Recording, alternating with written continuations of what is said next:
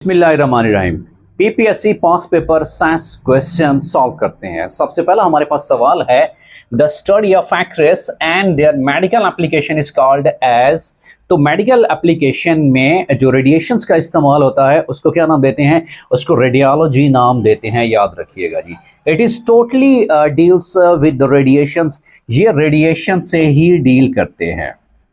और इसी तरह से साइंस के हवाले से, रेडिएशंस के हवाले से मुख्तलिफ एक्रोनिम भी पूछे जा सकते हैं कि MRI किस चीज़ का एब्रीवेशन है। MRI, it stands for magnetic resonance imaging. Magnetic resonance imaging technique, ये मैग्नेटिक रेजोनेंस इमेजिंग टेक्निक होती है MRI। और इसी तरह से सीटी स्कैन और पेट स्कैन के बारे में भी पूछा जा सकता है, क्योंकि रेडिएशन और रेडियोलॉजी डिपार्टमेंट में ये सारी चीज़ें आ जाती हैं। सो सीटी स्कैन किसका एब्रीवेशन है? सीटी स्कैन है basically computed tomography. Computed tomography and the advanced form of CT scan is, जो सीटी स्कैन की जो एडवांस्ड फॉर्म है that is the PET scan, जिसमें आर्गन और टिश्यू लेवल तक भी डायग्नोस्टिक की जा सकती है। So next is the PET scan, कि हमारे पास है PET scan and PET scan stands for most advanced form of technology है ये, पॉजिट्रॉन एमिशन टोमोग्राफी। सो ये सारे के सारे CT scan, PET scan, MRI, X-rays, ये सारे के सारे मेडिकल फील्ड में रेडियोलॉजी डिपार्टमेंट के हवाले से ये सारे के सारे लिंक्ड हैं। और कमीशन के हवाले से अक्सर कात इनके एक्रोनिम पूछे जाते हैं कि सीटी स्कैन का एक्रोनिम क्या है, दैट इज कंप्यूटेड टोमोग्राफी। इसी तरह से सीटी स्कैन से एडवांस टेक्नोलॉजी है, that is the PET scan. So PET scan stands for positron emission tomography. तो ये रेडिएशंस और रेडियोलॉजी के हवाले से ये सवाल पूछे जा सकते हैं। अनदर क्वेश्चन इज के दैट इज रेडियोलॉजिस्ट, कि वो साइंटिस्ट जो कि रेडिएशंस का स्पेशलिस्ट होता है। और उसके हवाले से जो कमीशन के इम्तिहान में अक्सर सवाल पूछा जाता है कि रेडियोलॉजिस्ट कौन होता है और रेडियोथेरेपी क्या होती है, कि रेडिएशंस के थ्रू ट्रीटमेंट करना। उसकी सिंपल एग्जांपल लिथोट्रिप्सी अक्सर का सवाल पूछा जा सकता है कमीशन के हवाले से, दैट इज द लिथोट्रिप्सी। कि लिथोट्रिप्सी है क्या? Lithotripsy is a technique of non surgical, ये बेसिकली नॉन सर्जिकल टेक्निक है, non surgical technique of removal of kidney stone. Technique of removal of kidney stone, ये जो किडनी स्टोन होती है अगर उसका जो साइज है वो थोड़ा सा छोटा होता है तो उसको सर्जरी की बजाय नॉन सर्जिकल मेथड यानी कि रेडिएशंस के जरिए रिमूव किया जाता है। और उस प्रोसेस को क्या नाम दिया जाता है? That process is known as lithotripsy, the non surgical process of removal of kidney stone. उसको क्या नाम दिया जाता है? उसको लिथोट्रिप्सी नाम दिया जाता है। और यह सारे का सारा रेडिएशन से ही लिंक करता है। नेक्स्ट क्वेश्चन की तरफ बढ़ते हैं कि अगला सवाल कौन सा है। द नेक्स्ट क्वेश्चन इज, अगला सवाल हमारे पास है, the next question is during photosynthesis process which gas is released. Photosynthesis के प्रोसेस में कौन सी गैस रिलीज होती है? थोड़ा सा ये टेक्निकल क्वेश्चन है, मोस्टली कमीशन के इम्तिहान में रिपीटेड है और स्टूडेंट्स अक्सर औकात इसका ऑप्शन कार्बन डाइऑक्साइड लगा देते हैं, जबकि कार्बन डाइऑक्साइड जो रिलीज होती है वो रेस्पिरेशन प्रोसेस के दौरान रिलीज होती है। तो फोटोसिंथेसिस के दौरान जो गैस रिलीज होती है दैट इज ऑक्सीजन गैस। अब हमारे पास जो इक्वेशन है फोटोसिंथेसिस की, जिसमें कार्बन डाइऑक्साइड प्लस वाटर ये रिएक्ट करते हैं ग्लूकोज और oxygen gas as a by product के तौर पे रिलीज करते हैं। तो ये अमल कौन सा कहलाता है? That is called as the photosynthesis. That is called as, ये फोटोसिंथेसिस का फिनोमिना होता है, ड्यूरिंग डे टाइम मोस्टली होता है और ये लाइट डिपेंडेंट रिएक्शन है। तो फोटोसिंथेसिस के दौरान जो गैस रिलीज होती है वो कौन सी गैस रिलीज होती है? By product, that is oxygen. और इस फोटोसिंथेसिस का जो रिवर्स प्रोसेस है उसका नाम देते हैं रेस्पिरेशन का नाम देते हैं। So that is called as the respiration, respiration में क्या है, यही जो ग्लूकोज बन रहा है ये ब्रेक डाउन होगा। तो इक्वेशन इस तरह से बनेगी, से 6H12O6 CO2 H2O and energy release होगी, energy in the form of the ATP and that is the adenosine triphosphate. Phosphate के 3 मॉलिक्यूल साथ में अटैच होते हैं। तो ये फोटोसिंथेसिस और जो रेस्पिरेशन है ये एक दूसरे के उलट अमल हैं। फोटोसिंथेसिस में क्या है, ग्लूकोज फॉर्मेशन होती है, और रेस्पिरेशन में क्या है, ग्लूकोज की ब्रेकडाउन होती है।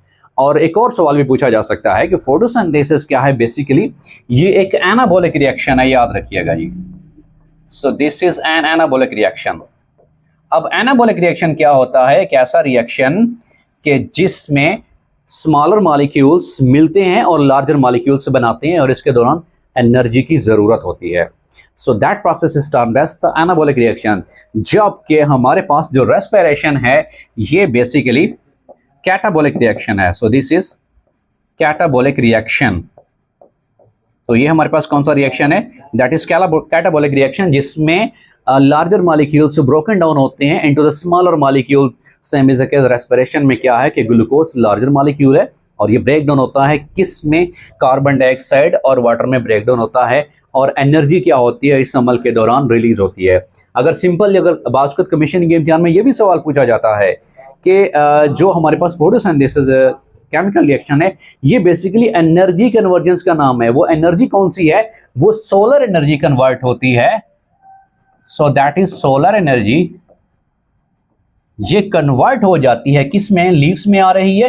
कार्बन डाइऑक्साइड कहां से आई, हवा से आ गई, पानी आ गया, उन्हें मिलकर क्या बना दिया, ग्लूकोज बना दिया। तो ये बेसिकली क्या है, सोलर एनर्जी कन्वर्ट होती है किस में, ग्लूकोज में, केमिकल एनर्जी में कन्वर्ट होती है। सो कन्वर्जन ऑफ, अक्सर कमीशन के इम्तिहान में यह भी सवाल पूछा जाता है कि conversion of solar energy into the chemical energy ये कौन सा प्रोसेस है। ये भी फोटोसिंथेसिस का प्रोसेस है जो कि प्लांट्स में होता है, और ये लाइट डिपेंडेंट प्रोसेस होता है, याद रखिएगा।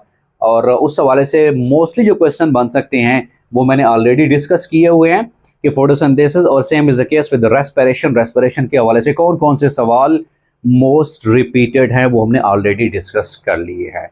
रेगुलर और कंसेप्चुअल क्लासेस ज्वाइन करने के लिए आप नीचे दिए गए व्हाट्सएप नंबर पे कांटेक्ट कर सकते हैं। अगले सवाल की तरफ बढ़ते हैं कि नेक्स्ट क्वेश्चन कौन सा है। अगला सवाल हमारे पास है, द नेक्स्ट क्वेश्चन इज, अगला सवाल हमारे पास है, pollination is the transfer of pollen grains from anther to. जो पॉलिनेशन का अमल होता है प्लांट्स के अंदर वो ये होता है कि जो पोलन ग्रेन होते हैं वो शिफ्ट होते हैं किससे, वो स्टिग्मा पे शिफ्ट होते हैं, याद रखिएगा जी। अब सबसे पहले हमें स्ट्रक्चर ऑफ फ्लावर के हवाले से मोस्टली क्वेश्चन रिपीटेड होते हैं कि एक जो फ्लावर है उसका मेल पार्ट क्या कहलाता है।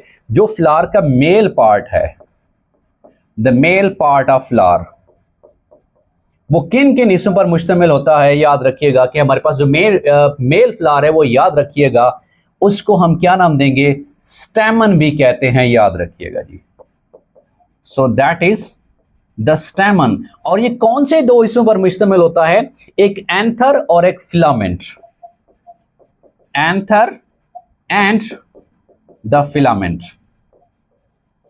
तो इस मेल पार्ट ऑफ फ्लावर को स्टेमिनेट फ्लावर भी कहते हैं, याद रखिएगा। एक और नाम भी इसका अक्सर औकात कमीशन के इम्तिहान में अल्टरनेट नेम्स के हवाले से सवाल पूछे जाते हैं, उसको एंड्रोशियम भी कहा जाता है, याद रखिएगा।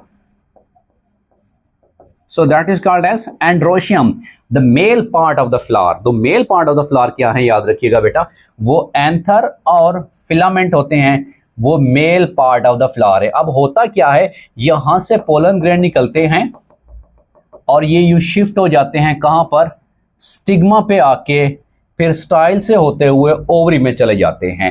तो ये तो हमारे पास हो गया मेल पार्ट, जिसको क्या नाम देते हैं, स्टैमन भी कहते हैं, एंड्रोशियम भी कहते हैं। और मेल पार्ट कौन से 2 हिस्सों पर मुश्तमिल होता है, याद रखिएगा, वो एंथर और फिलामेंट पर मुश्तमिल होता है।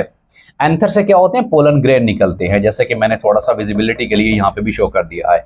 और जो फीमेल पार्ट है वो कौन से 3 हिस्सों पर मुश्तमिल होता है, the female part of the flower, वो याद रखिएगा, स्टिग्मा, स्टाइल एंड ओवरी, ये 3 पार्ट हैं female part of the plants, the flower. और फिर ये भी सवाल पूछा जा सकता है, इसका दूसरा नेम क्या है, इसका दूसरा नेम गाइनोशियम भी है बेटा।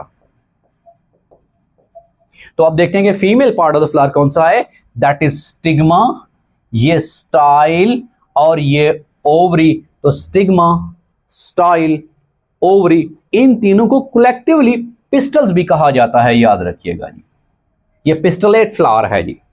तो मेल पार्ट कौन से होते हैं, that is anther, filament, anther और फिलामेंट। फीमेल पार्ट कौन से होते हैं respected students, stigma, style, ovary होते हैं। और फिर सेपल्स क्या होते हैं, याद रखिएगा, कोई भी फ्लावर होता है तो उसके नीचे जो सब्ज कलर का घेरा होता है उससे नाम देते हैं सेपल्स। और सेपल का कलर हमेशा याद रखिएगा ग्रीन होगा, याद रखिएगा जी। इसी तरह से जो पेटल्स हैं जिनको हम लीफलेट या मिनी लीफ भी कहते हैं, तो ये हमारे पास पेटल्स हैं, फूल की पत्तियां, इन्हें नाम देंगे। इसे मिनी लीफ भी कहा जाता है या इसे हम लीफलेट भी कह सकते हैं।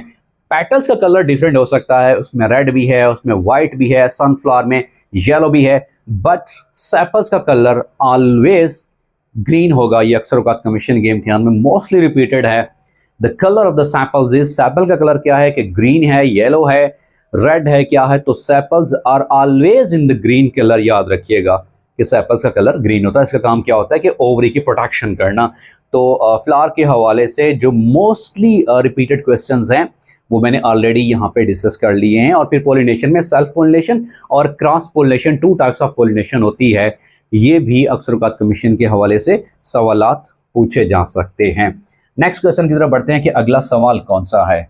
द नेक्स्ट क्वेश्चन इज, अगला सवाल हमारे पास है universal donor blood group. Universal donor blood group जो हर किसी को खून दे सकता है, वो याद रखिएगा वो है O blood group, blood group O. लेकिन एंटीजेंस की बुनियाद पे अगर एक्चुअल ब्लड ग्रुप डोनर, अक्सर का ये भी सवाल पूछा जाता है कि एक्चुअल ब्लड ग्रुप डोनर, कि actual blood group donor, actual blood group donor वो कौन सा है रिस्पेक्टेड स्टूडेंट्स, ओ नेगेटिव है। ओ नेगेटिव जिस बंदे का खून होता है वो हर किसी को दे सकता है, लेकिन जब उसको खुद जरूरत होगी सिर्फ और सिर्फ ओ नेगेटिव से ही खून ले सकता है। वो कैसे, अब हम देखते हैं जी। ये हमारे पास डोनर ब्लड ग्रुप है और ये हमारे पास रेसिपिएंट है, वसूल करने वाला। जो ओ ब्लड ग्रुप है, याद रखिएगा ये क्या है, यूनिवर्सल डोनर है। ये यूनिवर्सल डोनर है, ये हर किसी को खून दे सकता है। It means O blood group O group को दे रहा है, बिल्कुल ठीक है। ओ ब्लड ग्रुप वाला ए को दे सकता है, बिल्कुल ठीक है। ओ ब्लड ग्रुप वाला बी को दे सकता है, बिल्कुल ठीक है भाई। ओ ब्लड ग्रुप वाला ए बी को भी दे सकता है। सो ओ ब्लड ग्रुप क्या है, ये हर किसी को खून दे सकता है। So that's why it is termed as universal donor. जो ब्लड ग्रुप ए है, आप देखिए ब्लड ग्रुप ए ओ को नहीं दे सकता, बिल्कुल भी नहीं। अब ए ब्लड ग्रुप ए को दे सकता है, जैसे एरो में शो हुआ है, बिल्कुल ठीक है। ब्लड ग्रुप ए बी को नहीं दे सकता, ब्लड ग्रुप ए बी को दे सकता है, बिल्कुल ठीक है जी। अब ब्लड ग्रुप बी की बारी है। बी ब्लड ग्रुप ओ को नहीं दे सकता, बी ब्लड ग्रुप ए को नहीं दे सकता, उलट एंटीजेंस पैदा करना शुरू करेंगे। बी ब्लड ग्रुप ओनली जैसे एरो शो है भाई, बी को ही दे सकता है। और बी ब्लड ग्रुप किसको दे सकता है, ए बी को भी दे सकता है, क्योंकि उसमें कंपोनेंट मौजूद होता है। और ए बी ब्लड ग्रुप किसको खून दे सकता है, ना ये ओ को खून दे सकता है, ना ये ए को, ना ये बी को, सिर्फ और सिर्फ किसको खून दे सकता है, जैसे एरो में भी एक ही एरो शो है, बस ए बी वाला ए बी को ही खून दे सकता है। अब यूनिवर्सल डोनर कौन सा है जो सबको खून दे रहा है, दैट इज ओ। और यूनिवर्सल रेसिपिएंट जो लकी पर्सन है जिसको हर कोई खून दे सकता है और वो हर किसी से खून ले सकता है, that is the A B blood. A B blood group क्या है, ये यूनिवर्सल रेसिपिएंट है, याद रखिएगा जी। ए बी ब्लड ग्रुप कौन सा है respected students, that is universal recipient, ये ब्लड ग्रुप है। यानी ये लकी पर्सन होते हैं, ये किसी से भी खून ले सकते हैं। लेकिन अगर देने की बात होगी तो ए बी अपने मुतलका ए बी को ही दे सकता है। एक्चुअल ब्लड ग्रुप डोनर के हवाले से अक्सर औक़ात कमीशन के इम्तिहान में सवाल बनता है, या तो सवाल बनता है ये कि ब्लड ग्रुप डोनर वो कौन सा है, ओ ग्रुप है। लेकिन अगर वो सवाल यूं कंसेप्चुअल पूछे कि एक्चुअल ब्लड ग्रुप डोनर, फिर वो ओ नेगेटिव है, वो पॉजिटिव नहीं है। तो यहाँ पे आपने थोड़ा सा ट्रिकी जो सवाल की स्टेटमेंट है उसका ख्याल करना है कि इस सवाल की स्टेटमेंट में जनरल ग्रुप पूछा जा रहा है या एक्चुअल ब्लड ग्रुप पूछा जा रहा है, तो उस वक्त आपने ओ नेगेटिव ही लगाना है। नेक्स्ट चलते हैं कि हमारे पास अगला सवाल कौन सा है। द नेक्स्ट क्वेश्चन इस अगला सवाल हमारे पास है, the molecular formula of sucrose glucose is, glucose का मॉलिक्यूलर फार्मूला सक्रोज का शुगर का वो क्या होता है, C12H22O11 होता है। ये बेसिकली एक कार्बोहाइड्रेट है, कार्बन हाइड्रोजन कंटेनिंग कंपाउंड है। उसके बाद है total volume of the blood in the normal adult human being is 5 to 6 litre of blood होता है। और जो ब्लड की स्टडी का नाम है उसे क्या नाम देंगे, हीमाटोलॉजी नाम देंगे, याद रखिएगा। Haematology the scientific study of blood, उसे हीमाटोलॉजी कहते हैं। उसके बाद the molecular mass of the water is, water molecule का जो मॉलिक्यूलर मास होता है वो 18 AMU होता है। अब हमारे पास वाटर का फार्मूला है H2O, हाइड्रोजन का मॉलिक्यूलर मास होता है 1 और हमारे पास 2 एटम है 2, प्लस ऑक्सीजन का होता है 16 इंटू 2 18 और 18 AMU आएगा हमारे पास। मॉलिक्यूलर मास ऑफ वाटर जो है उसका मॉलिक्यूलर मास 18 AMU होता है जी। उसके बाद है कि SI unit, system international unit of charge, charge का सिस्टम इंटरनेशनल यूनिट कोलम होता है। उसके बाद number of chromosome in the P plant मटर के पौधे, उसमें क्रोमोसोम की तादाद कितनी होती है, क्रोमोसोम की तादाद 14 होती है। और फिर ये भी सवाल पूछा जा सकता है कि मटर जो पी प्लांट है इसका बोटैनिकल नेम क्या है, that is the Pisum sativum, Pisum sativum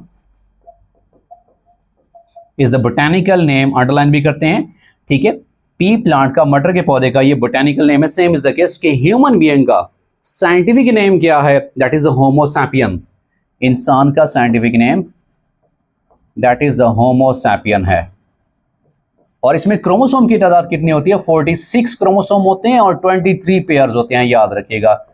ये भी अक्सर का सवाल पूछा जा सकता है कि इंसान के अंदर क्रोमोसोम की तादाद कितनी होती है, 46, और पेयर्स कितने होते हैं, 23 पेयर्स होते हैं, याद रखिएगा। 23 एंड 23 सिंगल एंड फिर वो क्या बन जाता है, डिप्लॉइड्स बन जाता है। तो ये क्रोमोसोम के हवाले से ये सवाल पूछा हुआ था। अगले सवाल की तरफ बढ़ते हैं कि the largest artery in the human body में लार्जेस्ट आर्टरी कौन सी है, वो एओर्टा है, याद रखिएगा। अब हमारे पास 3 तरह की ब्लड वेसल्स होती हैं, आर्टरीज। आर्टरी में क्या होता है, ऑक्सीजनेटेड ब्लड होता है, याद रखिएगा रिस्पेक्टेड स्टूडेंट। और वेन में कौन सा ब्लड होता है, दैट इज डीऑक्सीजनेटेड ब्लड।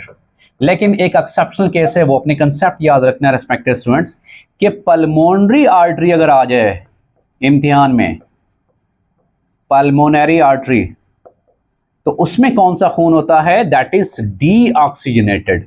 कि तमाम आर्टरीज में खून ऑक्सीजनेटेड, और आर्टरीज का काम क्या होता है कि ऑक्सीजनेटेड ब्लड हार्ट से लेके पूरी बॉडी की तरफ लेके जाना। और तमाम वेन्स में कौन सा खून होता है, डीऑक्सीजनेटेड। वेन्स का काम क्या होता है, डीऑक्सीजनेटेड ब्लड को पूरे बॉडी से कलेक्ट करके दोबारा हार्ट की तरफ लेके आना। लेकिन अगर सवाल पूछा जाए पल्मोनरी वेन के हवाले से, याद रखिएगा, पल्मोनरी वेन के हवाले से, तो इसमें कौन सा ब्लड होता है, इसमें ऑक्सीजनेटेड ब्लड होता है, याद रखिएगा रिस्पेक्टेड स्टूडेंट्स, कि ऑक्सीजनेटेड ब्लड तमाम वेन्स में डीऑक्सीजनेटेड, बट पल्मोनरी वेन में ऑक्सीजनेटेड ब्लड होता है। नेक्स्ट है कि what is the smallest unit of heredity, that is gene. और जीन का काम क्या होता है कि ये ट्रेट्स को ट्रांसफर करते हैं from one generation to another generation. और इस प्रोसेस को क्या नाम देंगे, इनहेरिटेंस नाम देंगे इस प्रोसेस को।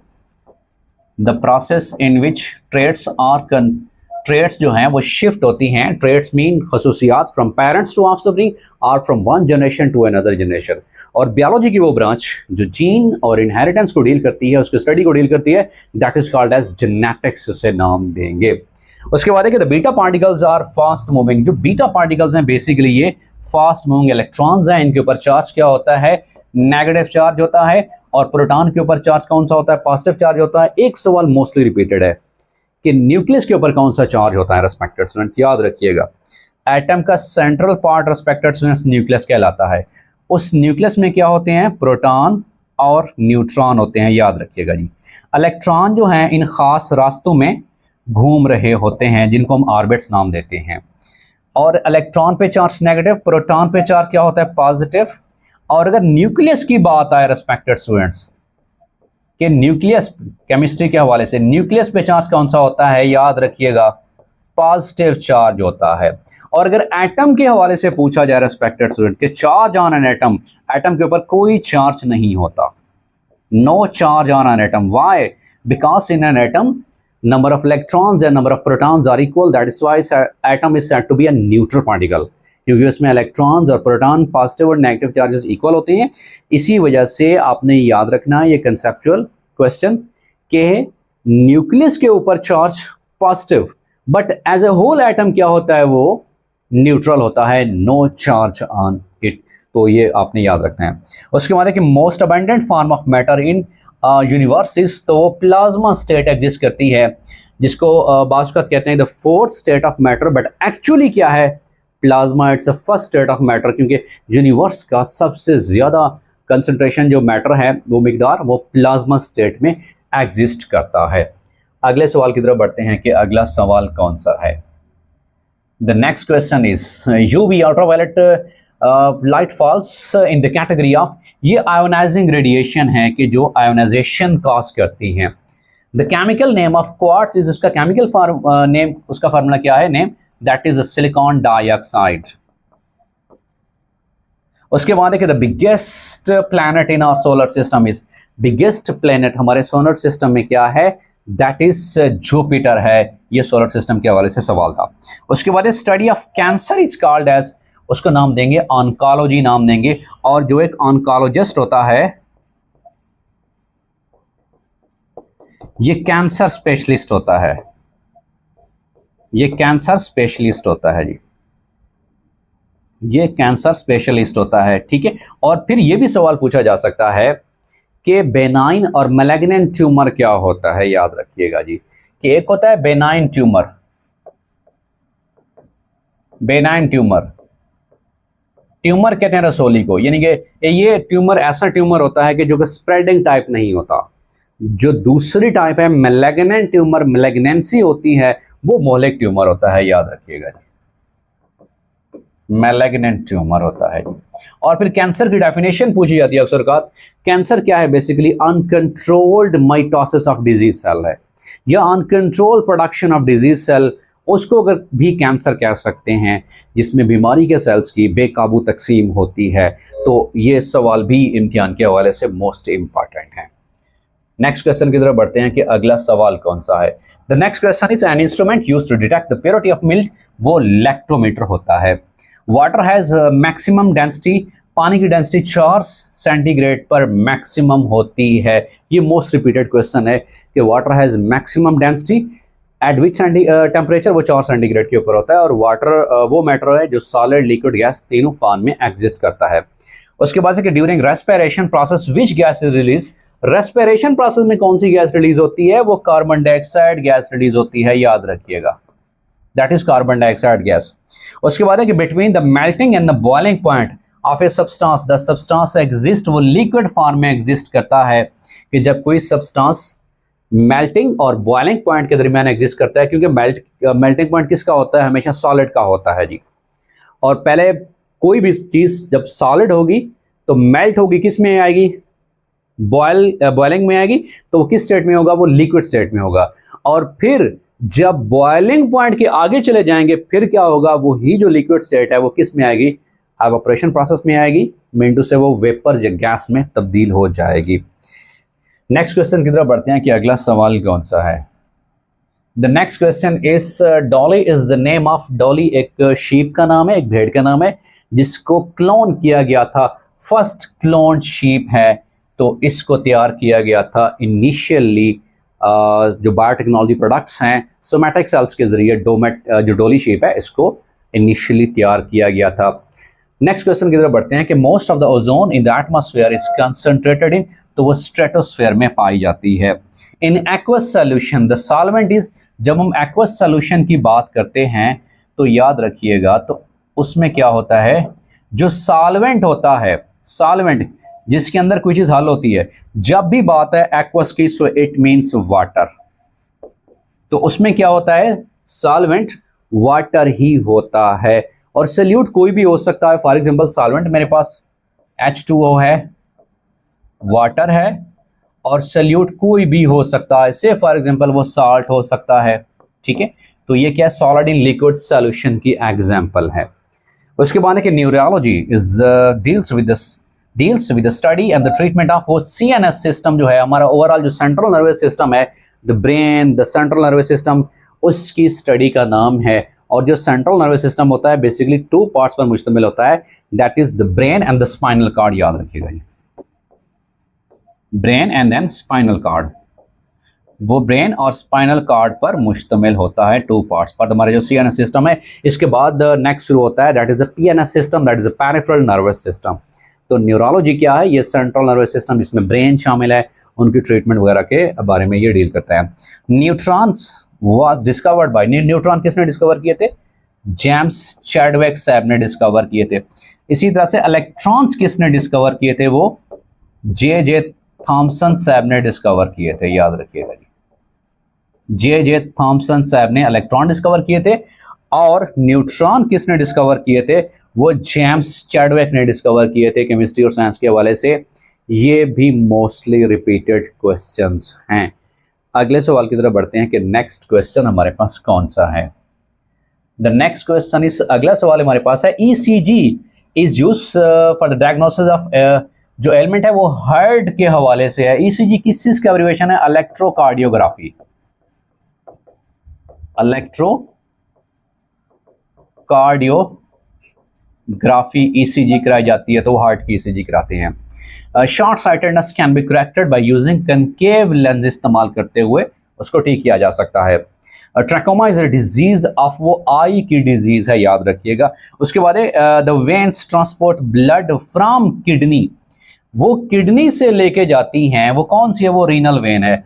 अब याद रखिएगा जो वेन्स क्या काम करती हैं, वो बॉडी से लेकर खून कौन सा, डीऑक्सीजनेटेड ब्लड हार्ट की तरफ लेके जाती हैं। अब मेडिकल टर्म कुछ आपने याद रखनी है, रीनल। सो रीनल से मुराद क्या है, दैट इज किडनी। और हेप्टिक से मुराद क्या है, that is a liver, that is a liver. अब रीनल वेन क्या काम करेगी, क्योंकि वेन्स में होता है डीऑक्सीजनेटेड ब्लड, तो वो किडनी से खून लेकर किस में लेके जाएगी, हार्ट की तरफ लेके जाएगी। Same is the case hepatic when क्या काम करेगी, वो लिवर से, hepatic mean the liver, hepatitis जिसे कहते हैं कि यरकान, तो उसमें लिवर जिगर इफेक्ट होता है। तो हेप्टिक वेन क्या काम करेगी, डीऑक्सीजनेटेड ब्लड लिवर से लेके हार्ट की तरफ लेके जाएगी। और अगर आर्टरी की बात की जाए, पल्मोनरी आर्टरी, तो आर्टरी कौन सा खून जो ट्रांसफर करती है, ऑक्सीजनेटेड। तो पल्मोनरी आर्टरी क्या काम करेगी, हार्ट से ऑक्सीजनेटेड ब्लड लेकर किडनी की तरफ लेके जाएगी। Same is the case hepatic artery क्या काम करेगी, हार्ट से ऑक्सीजनेटेड ब्लड लेकर लिवर की तरफ लेके जाएगी। तो ये सवाल जो पूछा हुआ था कि कौन सी वेन्स ट्रांसपोर्ट करती हैं ब्लड फ्रॉम किडनी, किडनी से वो रीनल वेन ही है। नेक्स्ट क्वेश्चन की तरफ बढ़ते हैं कि अगला सवाल कौन सा है। The next question is which is the largest gland in the human body, largest gland कौन सा है, वो लिवर होता है, याद रखिएगा। और लिवर के साथ एक पार्ट अटैच होता है जिससे नाम हम देते हैं पैंक्रियास, नाम देते हैं। अब पैंक्रियास का के साथ 2 तरह के जो केमिकल हार्मोन है वो रिलीज करता है, एक होता है इंसुलिन, दूसरा होता है ग्लूकागॉन। इंसुलिन का काम क्या है कि ये शुगर को डाउन करता है जी, और जो ग्लूकागॉन है ये क्या करता है, अगर ब्लड के अंदर शुगर कंसंट्रेशन, ग्लूकोज कंसंट्रेशन कम है तो उसको अप करेगा। तो ये 2 तरह का केमिकल कोऑर्डिनेशन में इस्तेमाल होता है। अगर हमारे ब्लड में शुगर या ग्लूकोज कंसंट्रेशन बढ़ रहा है तो लिवर पैंक्रियास को कहता है, पैंक्रियास साहब क्या कर रहे हो, इंसुलिन खारिज करो ताकि ग्लूकोज कंसंट्रेशन को डाउन कर सको। और अगर ब्लड के अंदर ग्लूकोज या हमारे पास शुगर कंसंट्रेशन कम है तो फिर लिवर कहेगा पैंक्रियास साहब जनाब आप ग्लूकागॉन खारिज करो, ग्लूकोज कंसंट्रेशन को अप करो। सो ये 2 तरह के हार्मोन ये रिलीज करता है पैंक्रियास। उसके बाद एक the function of haemoglobin, haemoglobin का फंक्शन क्या होता है, ऑक्सीजन ट्रांसपोर्ट करना। तो ये हीमोग्लोबिन एक प्रोटीन होती है ब्लड के अंदर जिसका काम क्या होता है कि जो है ऑक्सीजन को ट्रांसपोर्ट करना, क्योंकि जिस्म के हर सेल को ऑक्सीजन चाहिए होती है। सो ऑक्सीजन कैसे ट्रांसपोर्ट होती है, ब्लड के जरिए। कौन सी प्रोटीन होती है, haemoglobin. What is the main component of the bones and the teeth? वो कैल्शियम फास्फेट्स मेन कंपोनेंट होता है। इसीलिए कहा जाता है कि छोटे बच्चों और बूढ़ों को दूध दिया करो, क्योंकि उसमें हड्डियां मजबूत होती हैं। Next question is the largest part of the human brain is, that is cerebrum, जो ह्यूमन ब्रेन का लार्जेस्ट पार्ट होता है। और ह्यूमन ब्रेन के अंदर जो जॉइंट्स होते हैं वो इमूवेबल जॉइंट्स हैं, जो मूव नहीं कर सकते, याद रखिएगा। नेक्स्ट क्वेश्चन की तरफ बढ़ते हैं कि अगला सवाल कौन सा है। The next question is what is the body temperature of the normal man? जो इंसान का बॉडी टेम्परेचर क्या है वो 37 होता है बॉडी टेम्परेचर। और होम्योस्टेसिस फिनोमेना की अक्सर का डेफिनेशन पूछी जा सकती है कि होम्योस्टेसिस बेसिकली 3 तरह का होता है, जिसमें first one is the thermoregulation, thermoregulation के जिस्म के टेम्परेचर को रेगुलेट करना। Next one is osmoregulation. Osmoregulation में क्या होता है रिस्पेक्टेड स्टूडेंट्स, कि इसमें वाटर एंड साल्ट बैलेंस को मेंटेन किया जाता है जी, वाटर एंड साल्ट बैलेंस को मेंटेन किया जाता है। And the last one is तीसरा जो है that is excretion, the process in which the waste materials are removed out from the body. तो उस प्रोसेस का नाम देंगे वो एक्सक्रीशन है। तो ये होम्योस्टेसिस के हवाले से भी डेफिनेशन ये पूछी जा सकती है। ये कौन सा प्रोसेस है? To maintain internal and external body condition at a constant level, उसको सेम लेवल पे रखना। So that is called as homeostasis. या वो ऑस्मो रेगुलेशन की फॉर्म में हो सकती है, या थर्मो रेगुलेशन की फॉर्म में हो सकती है, या एक्सक्रीशन की फॉर्म में हो सकती है। The deepest place on earth is, overall geology के हवाले से ये सवाल पूछा हुआ था, तो वो कौन सी है? मैरियाना ट्रेंच वो डीपेस्ट प्लेस है। Twinkling of star is caused by, वो बेसिकली रिफ्रैक्शन ऑफ लाइट से है, याद रखिएगा। रिफ्रैक्शन क्या होता है? रिफ्रैक्शन बेसिकली जब लाइट एक मीडियम से दूसरे मीडियम में एंटर होती है तो थोड़ा सा बेंड हो जाती है। So such a bending of light is called as refraction, उसे नाम देंगे। When light enters from a lighter medium to a denser medium, तो उस वक्त क्या होता है, थोड़ा सा लाइट की डिफ्लेक्शन हो जाती है, उस समय को क्या नाम देंगे? That is refraction of light है। उसके बाद है the fruits without seeds like banana, तो उसे क्या नाम देंगे? उसे पार्थिनोकार्पिक नाम देंगे। तो हमारे पास एक फिनोमेना होता है, साइंस में अक्सर का डेफिनेशन पूछी जाती है कि पार्थिनोजेनेसिस क्या है? पार्थिनोजेनेसिस ये वो फिनोमेना होता है कि जिसकी डेफिनेशन पूछी जाती है कि development of fruit without fertilization, development of fruit जिसमें फ्रूट बनता है विदाउट फर्टिलाइजेशन, फर्टिलाइजेशन के बगैर, विदाउट फर्टिलाइजेशन। तो बनाना जो है बेसिकली एक पार्थिनोकार्पिक फ्रूट है, जिसमें पार्थिनोजेनेसिस का फिनोमेना होता है कि development of fruit without fertilization. तो बनाना एक पार्थिनोकार्पिक फ्रूट है। नेक्स्ट क्वेश्चन की तरफ बढ़ते हैं कि अगला सवाल कौन सा है। The next question is air is, air क्या है? बेसिकली ये मिक्सचर है। क्यों? एयर के अंदर भाई ऑक्सीजन भी मौजूद है, नाइट्रोजन भी मौजूद है, और नाइट्रोजन कितने परसेंट मौजूद है? 78% मौजूद है, याद रखिएगा। ऑक्सीजन कंपोजिशन कितनी परसेंट है? That is 21%। और बाकी जो है और गैसेस भी मौजूद हैं। मिक्सचर वो होता है कि जिसका कोई केमिकल फार्मूला नहीं होता, याद रखिएगा। अब एयर का कोई केमिकल फार्मूला नहीं है। इसके बरक्स कंपाउंड क्या होता है? उसका केमिकल फार्मूला भी होता है जी, compound. For example H2O, water एक कंपाउंड है। क्यों? क्योंकि उसमें जो सब्सटेंसेस मिलते हैं वो फिक्स्ड रेशो से मिलते हैं, fixed ratio by mass, fixed ratio by atoms. उसका मेल्टिंग बॉइलिंग पॉइंट भी फिक्स होगा, जबकि मिक्सचर में ये बात नहीं होगी। तो एयर क्या है? ये मिक्सचर है, it's not a compound, because air is, air के अंदर बहुत सारी चीज़ें जो है मिक्स होती हैं, जिसमें कार्बन डाइऑक्साइड, जिसमें ऑक्सीजन, जिसमें nitrogen and other gases as well. तो इसीलिए वो क्या है? मिक्सचर है। उसके बाद प्लांट्स ग्रोन इन ड्राई जो हैबिटेट्स, उसको नाम देते हैं जीरोफाइट्स नाम देते हैं, याद रखिएगा। अब ये जो प्लांट्स होते हैं ये एक्यूट शॉर्टेज ऑफ वाटर में रहते हैं, तो इसीलिए जो जीरोफाइट्स हैं इनके ऊपर एक और लेयर होती है कि जिसको नाम देंगे क्यूटिकल की लेयर होती है जी। क्यूटिकल की लेयर ये बेसिकली क्या करती है? जो एपिडर्मिस होती है प्लांट्स लीव्स की, उनके ऊपर आकर जो स्टोमेटा है उनको कवर कर लेते हैं, ताकि नेचर ने ये एडाप्टेशन रखी है कि ट्रांसपेरेशन के जरिए पानी कम से कम लॉस आउट हो सके। इसके बरक्स हमारे पास another category of the plants, उसको नाम देंगे हाइड्रोफाइट्स। हाइड्रोफाइट्स क्या है? हाइड्रो मीन वाटर, फाइटो कहते हैं प्लांट्स को। ये बेसिकली वाटर लविंग प्लांट्स हैं। ये रहते हैं इनको पानी की प्लेंटी ऑफ वाटर्स जो है इनको रिक्वायर्ड होता है, plenty of water is required. तो कैक्टस जो मिसाल है जीरोफाइट्स की टिपिकल एग्जांपल है। अक्सर औक़ात कमीशन के इम्तिहान में ये सवाल भी पूछा जाता है कि cactus is the typical example of xerophytes. ये ऐसे प्लांट्स होते हैं कि जो एक्यूट शॉर्टेज ऑफ वाटर में रहते हैं, जिनको पानी की शदीद कमी का सामना होता है। जबकि वो प्लांट्स जो पार्शली या कंप्लीटली सबमर्ज्ड होते हैं पानी के अंदर, जिनको पानी की बहुत ज़्यादा रिक्वायरमेंट होती है, उनको क्या नाम देते हैं रिस्पेक्टेड स्टूडेंट्स? वो हमारे पास हाइड्रोफाइट्स कहलाते हैं। उसके बाद the process when a gas turns into a liquid, जब गैस लिक्विड में टर्न होती है उसको कंडेंसेशन नाम देते हैं, याद रखिएगा। और एवापोरेशन कौन सा फिनोमेना होता है कि जिसमें कोई लिक्विड वेपर्स में या गैस में तब्दील होता है, उसे हम नाम देंगे एवापोरेशन नाम देंगे। और जब एवापोरेशन और कंडेंसेशन रेट इक्वल हो जाते हैं तो फिर उसको नाम देंगे ये थर्मल इक्विलिब्रियम है। The rate of evaporation becomes equal to the rate of condensation. जितने पानी के मॉलिक्यूल्स वेपर में तब्दील हो रहे हैं उतने ही दोबारा कंडेंस्ड होके लिक्विड में तब्दील हो रहे होते हैं। सो जिसमें गैस टर्न्स होती है लिक्विड्स में, उस अमल को क्या नाम देंगे? कंडेंसेशन नाम देंगे। उसके बाद हमारे पास एक division of nucleus is called as, nucleus की तकसीम को क्या नाम देंगे? वो याद रखिएगा कैरियोकाइनेसिस नाम देते हैं। सेम इज द केस अगर साइटोप्लाज्म की तकसीम आ जाए, याद रखिएगा डिवीजन ऑफ साइटोप्लाज्म, तो उसको क्या नाम देते हैं रिस्पेक्टेड स्टूडेंट? साइटोकाइनेसिस नाम देते हैं respected student. That is called as cytokinesis. और कैरियोकाइनेसिस, लफ्ज कैरियो जो है ये बेसिकली न्यूक्लियस को इंडिकेशन करता है। So karyokinesis mean the division of nucleus and then the cytokinesis mean the division of cytoplasm. ये सेल डिवीजन का बेसिक फिनोमेना में ये शामिल है।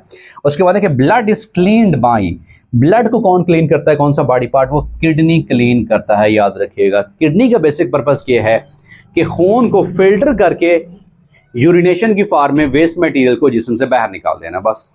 तो ये किसका काम है? ये किडनी का काम है। और अगर किडनी अपने इस फेल में फंक्शन प्रॉपर्ली नहीं कर पाता तो फिर एक और फिनोमेना होता है जिसको नाम देते हैं डायलाइसिस नाम देते हैं। डायलाइसिस नाम देते हैं कि आर्टिफिशियल क्लीनिंग ऑफ ब्लड, याद रखिएगा आर्टिफिशियल क्लीनिंग ऑफ ब्लड। कि जब किडनी सही तरह से प्रॉपर परफॉर्म नहीं कर रहा होता तो फिर ब्लड को तो प्योरीफाई करना है। वो ब्लड को प्योरीफिकेशन करने के लिए कौन सा फिनोमेना होता है? That is the dialysis. और वो डायलाइजर मशीन के थ्रू होता है। डायलाइजर मशीन में क्या होता है कि खून को साफ करके फिर क्या हो जाता है, उसी खून को दोबारा जिस्म के अंदर इनकलकेट किया जाता है दो वेज में।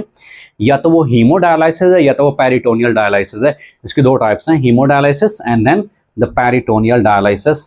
तो किडनी के हवाले से यह सवाल पूछा हुआ था कि हमारा कौन सा ऐसा बॉडी पार्ट है जो कि ब्लड को क्लीन करता है, ब्लड को फिल्टर करता है? That is kidney.